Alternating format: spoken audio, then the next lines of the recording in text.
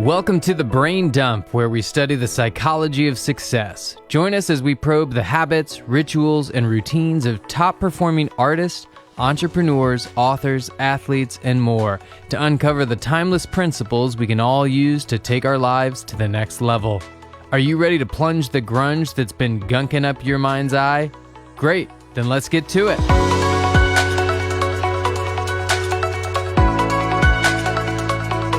And welcome to the Brain Dump. Once again, this is where we study the psychology of success. Are you ready to go into your mind, tear out all those bad habits, all of that self-defeating, limiting beliefs, and replace that with something better? Well, you're in the right place. Let's get to it. I'm your host, Anthony Vicino, and I'm joined today, as always, by the one, the only, Austin Linney. How you doing, Austin? I'm good. I'm pissed off. We're going to talk about myself. We're going to talk about myself today. I'm going to put myself on the stake. I've decided. Yeah, dude, people at home, dear listeners, just know Austin is fired up. He's had a rough go of it today, and he's ready to drop some bombs. Today, we're going to be talking about expectations. Now, if you have followed any of my content, you will know that I really believe firmly that the majority of our discontent as humans exists because we have expectations, and those are not always in alignment with reality. And when that happens, we become very frustrated. And if we could find a way, if we could live in a world of zero expectations, then you would never be upset, right? But that's pretty hard to do because we're humans. So, Austin, you suffered today some pretty, I would say, a big difference between reality and your expectations, and it's left you feeling fired up. So let's dive into it. Well, it's funny that you say that, because the question is, because ultimately what changed my life was extreme ownership, right? And so you can spend what I did in my better part of my 20s blaming everybody else.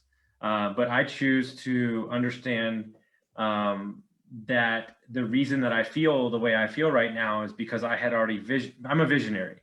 And so in my mind, when I step on a piece of property or I have a project in my mind, I've already mapped out who's going to work on the project, how we're going to execute it. And so I go into this deep, thoughtful process of creating this vision. And that's why people love to work with me. Now, that is a blessing and a curse. Like an engineer that's walking into a multifamily, looks straight at the numbers, doesn't even need to see the property.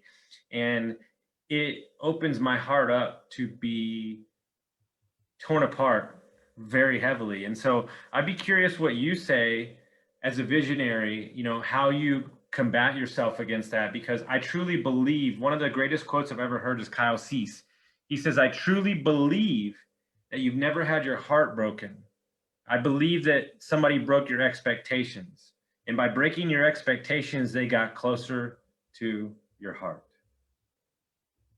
That's powerful. I've never heard that before. I like that. Somebody broke your expectations. And yeah, it ties right back to this idea of extreme ownership and like what we project onto the people around us or the outcomes that we expect around us. When you walk onto a property for the first time, I don't have this issue in the same way when I walk onto a property or like a business engagement, because I'm very detached emotionally from outcomes.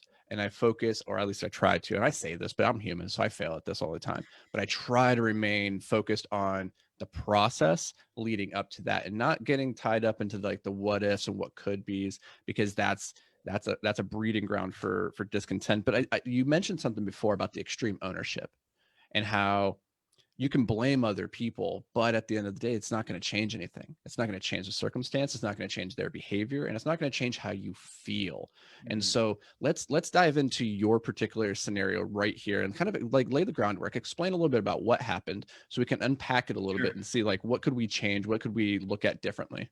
Sure. So we got a call. I got a call Sunday night. I had a full day on Monday. A buddy said, "Listen, I got a hot lead on a deal. It's one of those things that you dream about, legacy project, undervalued, the whole nine." He said, "Can you be there on Monday at 1:00? I was like, "Dude, I got like 9 coaching calls." He's like, "Just be there." So I taking coaching calls while I'm driving. We get down there and we step onto this. He gives me this text. "It's way better than we thought." And that's when I started going into holy crap mode. And I'm like, yes. And not to mention, it's in the most desirable location in all of Texas. It was a 16 cabin, 35 RV slot with 20 acres. And the owner wanted to get out. It was owner financing. The way we penciled out the numbers with the P&Ls that we got, it looked like an amazing deal. There was a lot of value add for us, plus what I do in the Airbnb space. So I can see how there's multiple avenues where we could add tons of value to every square foot of the property. And long story short, a wholesaler had the exclusion on it, so they control the deal. And we heard that a company was flying down from California to look at the deal as well. And so when we penciled it out, all the numbers made sense with what we were going to add as well. And so we went ahead and signed the contract in like 24 hours to purchase it, which we would close today on Friday. And so everything on the surface looked, I mean, we even did a little due diligence ourselves. Everything looked amazing the way that it was structured. So you said something in there I really want to tie into, is you used the words, it's the legacy project, right? And that makes it even harder, because it's not just you're already walking into the deal from the word go, and you're thinking, okay, this is something that's going to leave some big impact. It's going to play into the bigger vision that I have for myself and for my life. And so already the expectations have been elevated, right? Mm-hmm. So now you're seeing things maybe through, maybe not rose tinted glasses, but you're already seeing the possibilities, and you're feeling that. And so what ended up happening with that deal? And like, did it get pulled out from under you? Like, what did you guys decide to walk away, or what's happened now? So long story short, we dug through the tax records, and then we looked at their tax returns. Like, we've got that deep. And when we got them sent over, and we found out what the owner paid for the property 5 years ago, and we feel like the P&Ls were fudged a little bit, like the net operating costs that were coming in. So here's the kicker: we could still easily buy the property. We could still easily do what we want to do and create the cash flow that we wanted. But as my buddy said, he goes, he said he basically didn't sleep last night because he was fighting his own emotional demons, because he wanted the property so bad. But he know the moment that he closed on that property, he would basically be lighting 200K on fire. And he's not going to do that. So we found out that the wholesaler's exclusive contract runs out February 4th. So he has a direct line to the owner, and he's going to go try to cut the middleman out of the deal to get it at a price. They're still going to make a ton of money, but the greedy wholesaler is probably not going to get what I would venture to guess would probably be north of 400K, maybe 500K. On a deal total size of that was like, if I remember right, it was like 1.5. It was 1.4. 1.4. So I think they probably sold it to the owner for somewhere around $900 to $1 million. At $1 million, this deal is it's a steal. Yeah, we're paying 1.4.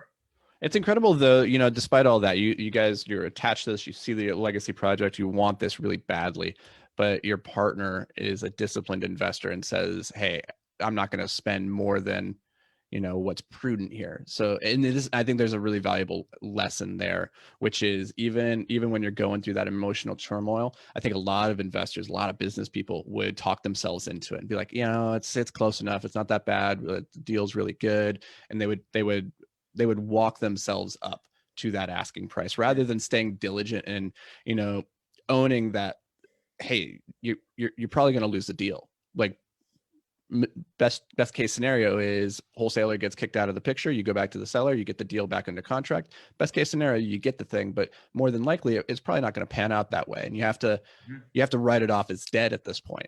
Right. And then if it comes back around, then you're only swimming in gold at that point. You know what's interesting, and you'll love this. This tie through is amazing. Him and I both in the last 3 months have been studying the Stoic philosophy, and we've incorporated it into our investing. Neutral thinking, and we live by this. And we both have been looking for this type of deal for 1.5 years. So that's why and he already came up with the logo. I mean, everything. Like, I've told people, I had meetings to get it up and running right away. And I thought to myself, this one thought: now we are 100% prepared when the next property comes around and is the right deal to put the plan in action within a day opposed to me scrambling and everything, because now we have everything available. I have the team ready, and so on and so on. And so you have to understand that you make money on the buy, you don't make money on the sell. And if you get your emotions involved in a deal, then you are going to be kicking yourself, because you've hamstrung yourself by having access to capital on future deals. Because I live by the creed that every deal is the next best deal of your life. Mm-hmm. This is the idea. You either win or you learn, right? And if you walked away from this deal and you didn't win it, and you walked away and you didn't learn anything, then it was a complete failure. It was a complete waste of time. And you have every right to be upset and frustrated with yourself because you didn't dig for the nugget of, growth that's obviously there. And you're looking at this from the right perspective, which is, hey, I'm better situated for the next deal. And now you've learned, like, hey, this wholesaler, I'm not going to work with that guy in the future. Just cut that right out. No, don't get burned by him again. If anybody else comes to you and says, hey, have you worked with that guy before? You can save them too. So like there's some education that has been earned there through the school of hard knocks. And then also, hey, that your due diligence parameters, they work, they catch stuff. Often when we do our due diligence, we don't catch anything. Like everything comes back clean. We're like, oh yeah, it was cool. Perfect. But when you do catch something, like it shows that the system actually is doing something. I think a lot of people, they start to cut corners after a while because they're like, oh yeah, I've walked 1,000 properties. I've seen 1,000 of them. I'm sure this is fine. It's close enough. And that's where you can get really burned. They maybe didn't do the plumbing check that they should have done, or they didn't do the tax record check like you guys didn't go that one layer deeper. So what's there's a lot of learning. Right? On a reflection point of view, as we're saying this and the things are coming out, and I thought about this as I was driving from it. My reflection in this whole matter, and this is why I'm amazed at my mindset and where I am emotionally and physically, who I am today. My mindset is thinking to myself, wow, we sure as fuck have come a long way. When a year ago, I would have been torn up for a week. A year ago, I would have never been able to even take on a deal like this. A year ago, somebody wouldn't have gave me part of a deal with not putting any money in because they trust me so much. A year ago, I wouldn't have 7 other projects going on where this deal is really not that big of a deal. And so my reflection is like, man, we've come a long way. And I've got enough lines in the water that when the right deal comes around, we'll be ready to pull the trigger. Think about that. Isn't that crazy how expectations grow as alongside your competency and like where you are? Just thinking back 2 years ago, like you could never have done this deal, right? And so there would have been nothing to be upset about. You would have gone into it and you'd been overwhelmed from the beginning, and you probably wouldn't have been able to close it. And then, that would have been that. But now here you are and you're like, oh, we were so close to the finish line. And now I'm frustrated because we couldn't get it across because your competency is that much higher. But I think it's a good perspective whenever our expectations are not met, whether that's through a relationship, another person, or it's through a business and venture, for whatever reason, when our expectation isn't met, to take that moment to reflect on why was our expectation set where it was? Is that a realistic expectation? Is, in your case, yeah, it's realistic that you guys could have taken down this deal, but at the end of the day, I think it's really cool that your better angels won out in terms of being a disciplined investor, because you had that set to a higher expectation of like your vision for who you were and what type of investors that you guys are, rather than the dopamine that you would have gotten from closing that one deal, right? Because it's really easy sometimes to say, we're pretty disciplined, but we can kind of fudge it a little bit here. Well, it's interesting. You make me really dig deep there for a minute.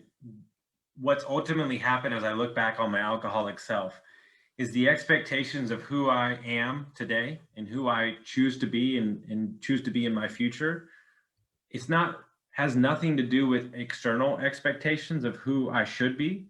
It's the internal expectations of who I know I am in my soul and heart that allows me to stay above the fray, because I think more of myself. Yeah, one of my favorite phrases is that self-esteem is the reputation that you have with yourself. And it's takes a really long time to build reputation, whether that's external or internal. But I tell you, the one that you have with yourself, saying, I keep my promises, whether that's to myself or I have this expectation that I'm capable of pushing myself and growing and learning from this, whatever the thing is, that's the more meaningful metric, because you got to wake up every single day with yourself. And if you don't like what you look in the mirror, if you don't respect yourself, if you don't have a high reputation with yourself, then it doesn't matter what anybody else thinks about you, because you will always think that you're unworthy, that you suck, right? And so you got to start there first. But then that also sets you up for this frustration, right? Because you're like, I know I could do this. I know I could do this. I had this in me. What? Calling myself out. This is the actual reason I'm upset. I told too many people about the deal. That's my biggest now, and because I was so amped up about it, and I finally pulled off something that I've been talking about for 5 years, and now I'm the kid at school who talked too much about the purple marble, and I don't have the purple marble. I don't think I get that reference, but I think I get the concept of it. I just made it up. Okay. I'm just saying that. There's no I was like, is this some kind of like Aesop's fable that I'd never heard about? The story of the purple marble, the boy with the purple marble who didn't actually have the purple marble. Spoiler alert. Yeah, no, that's hard. When you start talking about things and telling people, then you start to wrap up like, oh, now I need to go and wind this and tell them. This is why, I've had failed businesses in the past. And one of the hardest things, and the thing that they don't tell you when you first start a business, is that it is really difficult to unwind a business. I've never been married, but I'm guessing it's the same thing when you're married and going through a divorce, which maybe you can speak to, is that everybody knows you as this thing. You're like, oh, I'm this business guy. And then when you're unwinding it for the next 6 months to a year to 2 years, people keep asking you about it. And you're like, yeah, no, it's dead. Yeah, I'm not that good. It didn't work out. And that's hard because you have to like keep ripping that Band-Aid off each and every time. We've been divorced almost a year, give or take, or basically separated, divorced. I just found out. I just remembered yesterday that I was on her car loan. Like I got a text message about it. Like, dude, you want to talk about unwind a 13-year marriage? Yeah, it's so hard. It's so hard. Yeah, and it's the same thing when you share your goals with people. I think there's a lot of value with sharing your goals. I always question when people are sharing their goals too publicly though. I'm like, what are you getting out of this? Are you getting the short-term boost of people then thinking, oh, your goal is to be a billionaire, like therefore people are associating with that, and then you got the dopamine, right? Or did you really want to be that, and you're telling people because you expect that external accountability? And that can be very powerful. If you say, hey, Austin, this year I'm going to publish a book, then every single day I need you to like be reaching out and be like, hey, how's that book coming along? And if at the end of that year I didn't do it, then I was just full of shit. And that it wasn't about the accountability. It was just I wanted to tell you that I was going to publish a book and then not actually follow through with it. So I always question people's motives for sharing their dreams and sharing their aspirations. And I don't know though, if you, where do you fall in terms of like sharing the goals? I think you're pretty open. You like say, hey, I'm doing this thing, but if you could go back, would you keep this one closer to the vest? Yeah, 100%. I wouldn't have told anybody. Yeah. There's a delicate dance towards pushing your brand in having a vision where people position you as somebody that does this and getting them excited, kind of on the hook. And there's also you looking like an asshole. Yeah. So here's the kicker. Had such a crazy life of meth addiction and alcoholism that I'm willing to look like a fool because everybody that knows me and knows me at my core knows my heart's in the right place. And so ultimately, like, somebody was talking to me the other day, they said, I've never met a fucking human being that's more vulnerable than you are. And so like we've become this society of where we're trying to show something or we're trying to portray, like, I'll be frank, I'm pissed, like really fucking mad, but I'm grown up and my mindset is wrapped around the long game and know that enough people love me. And I know there's a million more coming down the road. And that's the new version of me. That's fucking like makes me very happy. Like, because it's interesting, right? Not to go in a rabbit hole, but if you talk to recovery people and you talk to anybody that's working on their mindset, here's the kicker. We all have bad days. We all have bad hours. But what they're protecting against is the spiral. And so I'll have this conversation with you. I have a massage scheduled later this afternoon. I'll meditate and it'll be done. Old Austin, this would have lasted 6 weeks. And I would have been drinking and I would have been pissed, whining and bitching. So now the spiral is like an hour and I'm over it. And so I think that's where, when the mindset works, right? That's where it's amazing. People that have $1 billion have a bad day. Yeah. Like, but they can pick back up the next day and just chalk it up to, we're going to get after it again.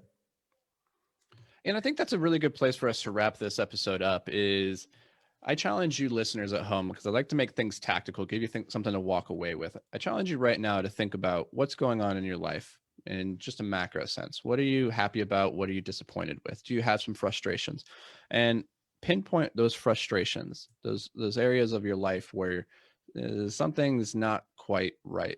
And I challenge you to look at that and say, okay, what was my expectation? Is that a contributing factor here? That if I had a different expectation of the outcome or the behavior from this other person or whatever, would my state of mind, my feelings on this be different? And quite often, if you just tweak that expectation, or at least acknowledge and say, hey, my expectation, that's what's getting me into trouble here. That's the first step towards unwinding that and realigning with this idea that if we can detach ourselves from expectations, both external and internal, life gets pretty good. Thanks. Love it. All right. So we'll catch you guys at the next episode of Brain Dump. Make sure you go leave a review. Otherwise, I'm going to be real sad.